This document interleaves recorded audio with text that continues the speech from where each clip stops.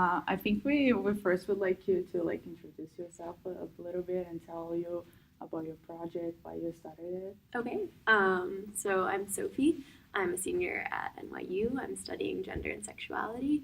And I started the project for a class my freshman year. It was a writing class.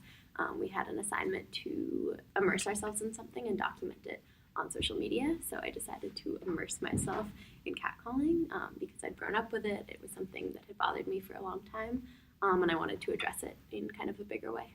Okay.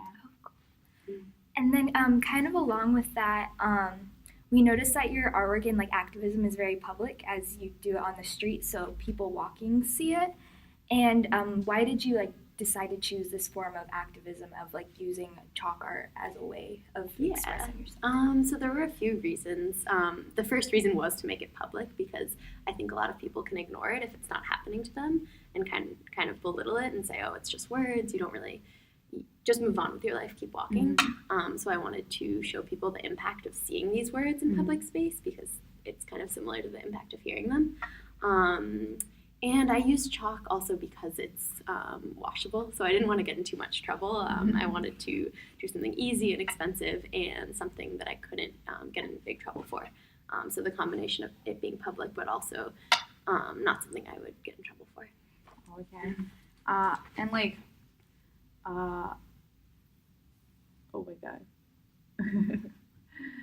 And why do you think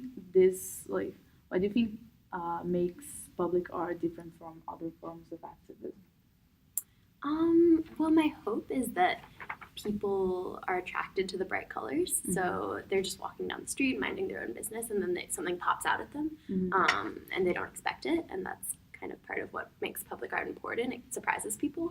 I think that's how it's different from private art. Yeah.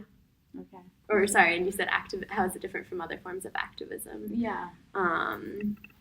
Yeah, just in that it surprises people. If people go to a rally or something like that, they're expecting activism, whereas if they're walking down the street, they're just minding their own business, and then this surprises them. Yeah, but what you said is really interesting because sometimes like art is not accessible. Like most people don't have like time to go to museums. Right. And sometimes it's expensive, so it's not. It's nice that you're doing something that like anyone can see in the streets. Great. Yeah. And also, you talked about kind of growing up in New York and experiencing catcalling. I know this is like a very like large question, but what factors have you seen like contribute to catcalling, and do you think it's ingrained in a lot of cultures and societies, especially in New York? I think that it is associated with New York because people think of New York as kind of grungy, as kind of rough, and I think that's become part of the culture. So catcalling is associated with that. But I think it goes way past New York. I mean, it happens everywhere. I think it's more associated with a culture that objectifies women, sexualizes women constantly in advertising media, and that just carries out into the street. And do you think catcalling is ingrained in young men from an early age, or like?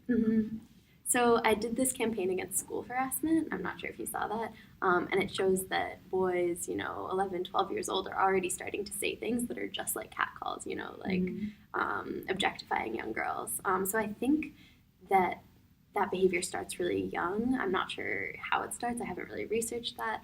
And then it's excused from a really young age. So then teachers already are telling these young boys, oh, that's just boys being boys. So I think it's normalized from a really young age by people, by adults. Yes.